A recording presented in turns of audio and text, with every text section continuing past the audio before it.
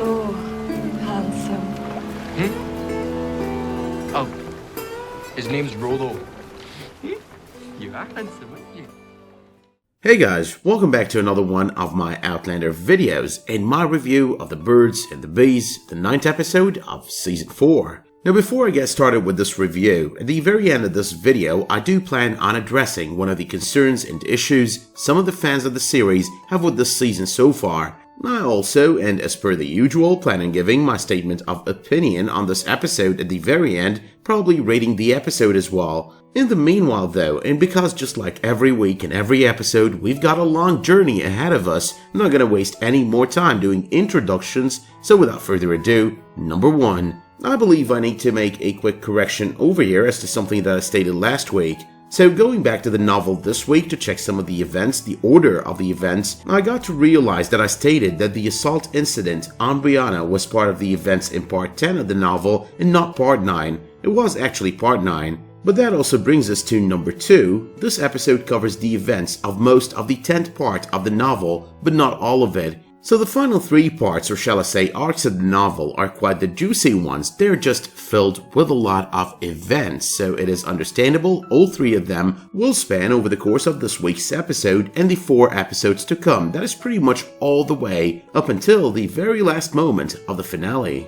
But number 3, we've got that scene at the very beginning of the episode. Lizzie seeing Brianna walking in, bleeding after having been assaulted by Stephen Bonnet. Now that, as I might have and I think I did mention last week, is part of a chain of events that would trigger Lizzie's belief that Roger was the one to have assaulted Brianna. Now all of this leads to complications that I did talk about on last week's video and that we did see firsthand on this week's episode. But of course as well, seeing them fight through a window and a bleeding lip were not all there was to this. There were a lot of triggers, including the stain of blood on Brianna's clothes, the bruising on her back and arms, but most importantly, and I'm going to be talking about this one in detail later on, Brianna's refusal to answer Lizzie's question. We all gotta admit though, Sophie Skelton does a great job portraying the role of a victim of this kind of assault from the very moment the episode starts and all the way up to the very final moment of the episode.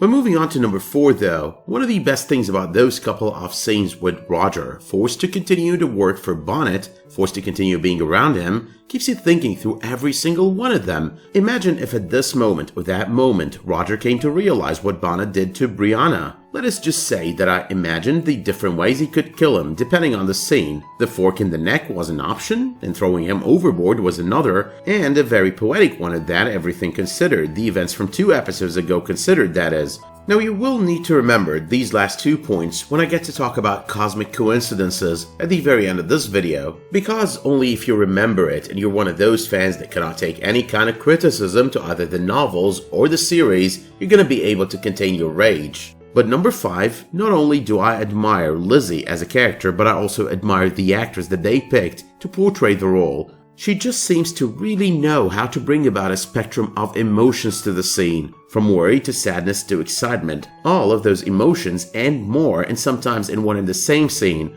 like when she spotted Roger close to the end of the episode. But number 6, I've been waiting to say this for so long, so for those who complained about the Claire-Jamie reunion on season 3 and how he should have sobbed or whatever hearing about his daughter, we have all been granted on this episode a very emotional first father and daughter meet. I do hope that makes up for it. But yes, I wasn't one of the people who complained back then because I believed that he did display enough emotion. He didn't have to sob, he didn't have to cry, he just had to show emotion. And I think being in shock for a moment and being curious all the way after that to know more and more about his daughter, that was just the perfect mix in my opinion.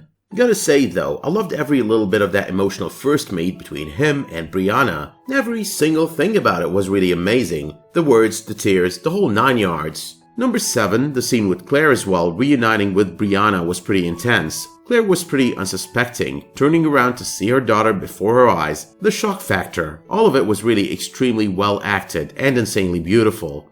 Sassenach?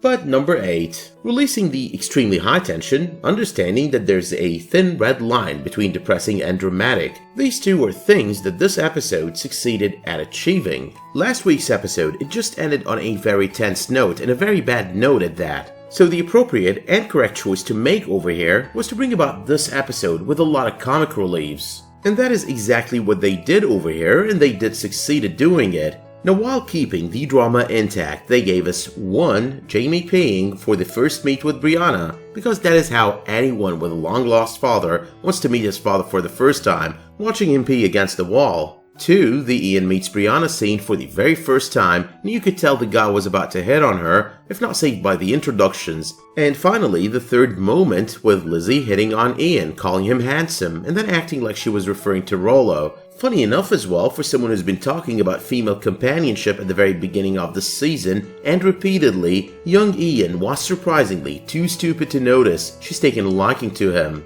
Number 9. The dust on the comedy end settles, and we get to be reminded of the biggest villain thus far this season, Stephen Bonnet, the betrayer, throat slitter, and murderer, thief, killer of men, women, and children, and rapist. But before I get to talk more about the Brianna Bonnet-Roger arc, let me talk more about Brianna and Jamie, because these two, in my opinion, are the stars of this episode. I really did like Sophie Skelton on this one. She was a star. She might not be the best actress on the series, and I know a lot of people have a lot of objections when it comes to the choice of Sophie Skelton for this role. But she gets a 10 for effort and an 8 for acting on this episode, the way she shakes when touched, the way all of it has just impacted her, and the sadness and pain inherent in her facial expressions. All of that was just well portrayed.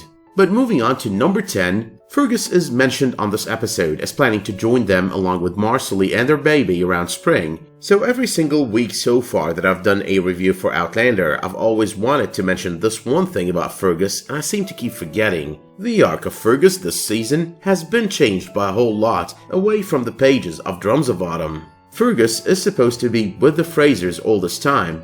At the beginning of Drums of Autumn, he joins the Frasers even though he's left Marcelly behind in Jamaica until she gives birth to their baby. At this point in the story though, and by this time, I think he should have left already for Jamaica, fetched Marcelly and her baby, and brought them back to Fraser's Ridge. Number 11. A lot of what is going on this episode is really true to the books. Some things are not in the exact same order though, but the majority of it is true. For example, you've got Lizzie's illness. It does not really happen at this point in time in the book, but rather before that, before the reunion of daughter and parents. That also means that the person who took care of her and nursed her back to health is not really Claire, but rather Brianna. Another example is Brianna's knowing about Jamie's coming to town. That actually happens before she realizes that Roger has followed her through the stones. But all in all, except for Murta, everything about this episode is done by the book.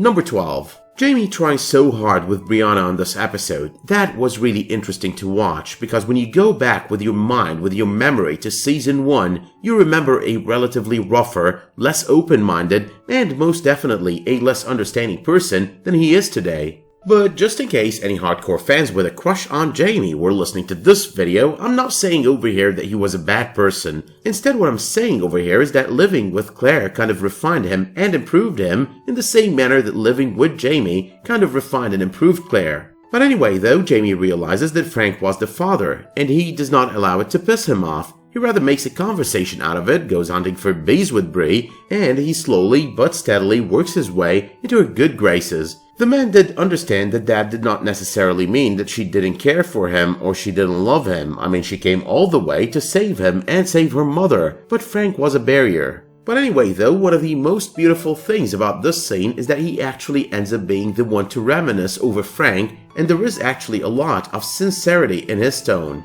Number 13. That entire conversation between Jamie and Claire, the talk of memories, hating having to send Brianna through the stones, it was all really emotional and it was all really by the books. Only in the novel there was a lot of talk about Faith, their first daughter, their stillborn. The entire scene though makes you feel bad for this guy. I mean, a daughter who was a stillborn, a son whom he had to abandon, and a second daughter whom he realizes he's gonna have to part ways with either sooner or later. But number 14, this was the least emotional scene when it comes to Brianna, the breakdown. I mean, I was expecting it, waiting for it since the beginning of the episode, but unfortunately though, it needed to be more intense, more powerful. I just expected a lot more from this scene. I mean, the moment you break down, you just break down. You don't start breaking down, then stop crying to say a couple of words, and then start breaking down again. That is not how it happens. So I don't really know who or what to blame over here. Should I be blaming the acting, blaming Sophie Skelton, or is it the writing and directing that is to blame over here? But finally though, number 15. The repercussions I talked about last week on last week's video and early on this video, the ones that happen to be an essential product of Lizzie believing that Roger was the one to have assaulted Brianna, those do start kicking in by the end of this episode. However though, what happened to Roger at the end of the episode at the hands of Jamie, that's not really all there is to it. It is just a start to all of it. It's like a doorway to an entirely new arc. So she spots Roger, she tells Ian and Jamie that he was the assaulter, and it is bye-bye Roger for the time being. But honestly though, and this happens to be the part you might start raging at, the part you might start hating me at, but it's just a statement of opinion. Like it or not, agree with it or not, it's all up to you, but it is a statement of opinion that I'm kind of entitled to. So I always thought that the book on a couple of occasions, a few occasions, not a lot but a few, was overcomplicating things, and so does the show as well. And there is this little voice in my head that I can't really crush that keeps pointing out this aspect and hating it as well. Allow me for a moment to explain that and do think about it for a second here. Now if Brianna would not have fought with Roger, she might not have ended up in that place at that time, having to suffer through that experience, getting assaulted. I know, that's not enough, but if she would have responded to Lizzie's question, Lizzie would not have caused what is to come for Roger. And if she would have told her mother about the ring and Stephen Bonnet, Jamie would have just known it wasn't Roger. He would have known it's Stephen Bonnet. He's met the guy, he knows what he looks like, so he wouldn't have made this mistake. Now I like the realism of all of it, except for the time travel part. Let's ignore that part for a moment. So yeah, I love the realism, but I do hate the part about all the insanely cosmic coincidences to open things up for creating an additional mess. That just doesn't make all the sense all the time. I just believe that you could create trouble, bring about adventure without having to do all of this, go through all of this, all of these things that I just referred to as cosmic coincidences. But except for this aspect that I really didn't like both in the novel and on the series, I'd give this episode an 8 to maybe an 8.5 out of 10, so it's a really good episode. But as I stated though at the very beginning of this video, I'm going to be talking about one of the issues that some fans see with this season. I guess the easiest to start with and to talk about is that some fans think the events of the book are not really covered to the letter by the series. That's a bad thing to some people. I understand what they're thinking, but allow me to just state a simple, humble opinion over here. So my humble opinion, and you're really welcome to take it with a grain of salt, is the books are the books, and TV adaptations of books are what they are, adaptations. So I'm thinking over here, when someone adapts something for either the big or the small screen, they are essentially trying to give it a touch of change, a touch of mystery, and of course a touch of themselves, like I was here, a screenwriter, the adapter of all of this. But that also brings me to another important point. This kind of mystery being there does not do any kind of harm, but rather benefits the series. With me having read the novels, I think that a little bit of a surprise here and a little bit of a surprise there, expecting things to happen in one order, but them happening in a completely different order, that kind of makes it all a little bit more interesting. Besides all of that, all those changes kind of tells you how the person who wrote this perceived the novel. So you're not just watching the novel in action, but you're actually watching the perception of someone else to this novel. The things that he or she believe are unnecessary could be replaced, could be kind of changed a little bit, and the things that they believe would spice up the novel or spice up the story. Personally as well, if I wanted the books, instead of watching the series, I would just go and read the books over and over again. I want the main storylines to be there, the spirit of the novels, but not an exact replica, because no matter what happens, something from the books will be missing. Once again, it is an adaptation and not the novel itself. But with that being said though, my work here on episode 9 of season 4 is done. So let me know in the comments what you thought of this episode, let me know what was your favorite part out of this episode, what was the part that you might have not liked. You can also let me know if you did like this video by dropping it a much appreciated like, and if that were to be the case, you could always subscribe and enable notifications for my future videos, community posts, and live streams. But until the next time you tune in for another one of my videos, thank you so much for tuning into this video, and have a great day.